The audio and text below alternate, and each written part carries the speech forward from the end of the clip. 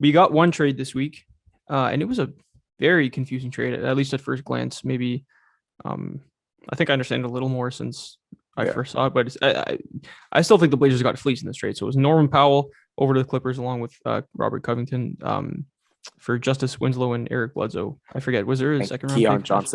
Keon Oh, and Johnson Keon is a second Johnson, my round bad. pick Yeah, yeah. Okay. and a Yeah, second round pick. Yeah. right.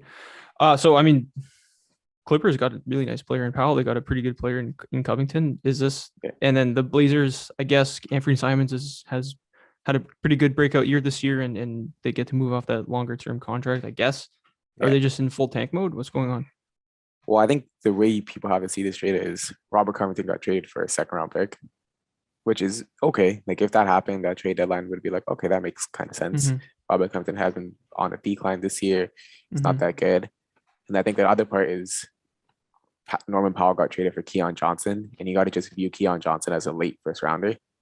So if we said Norman Powell got traded for a late first rounder, you're like, okay, yeah, that kind of makes sense.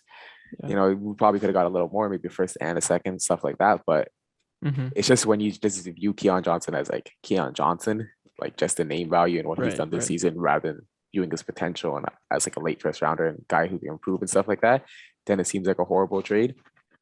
But yeah, if you're getting a late first rounder and a second round pick for Mm-hmm. two rotational players and two guys who could perform right now and for future cap flexibility, it kind of just means you're entering a tank or going towards that area.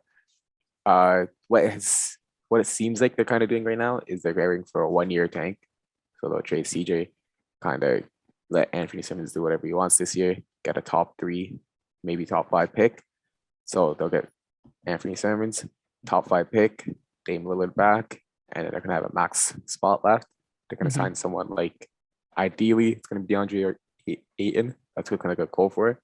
Probably not gonna get him, but they're gonna go for someone like him, and then that's Mm-hmm. gonna be their new team next year. So it's like a 1 year quick Interesting. rebuild. That's what it So seems like Portland's idea is. yeah. So first thing, CJ,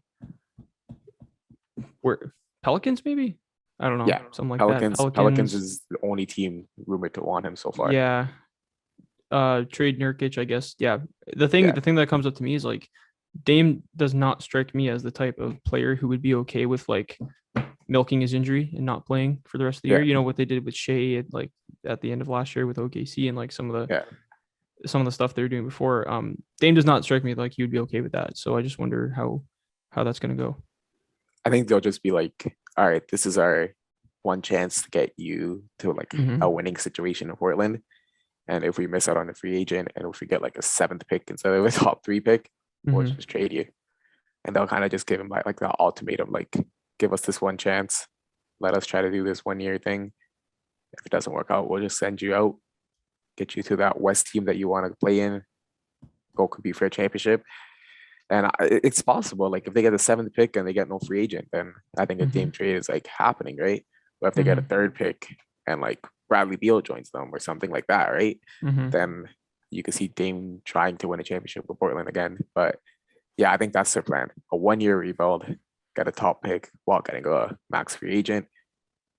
And if it doesn't work, Dame Lillard is probably going to be like a New York Knicks, like someone like that, someone who has a bunch of young players, picks. Yeah.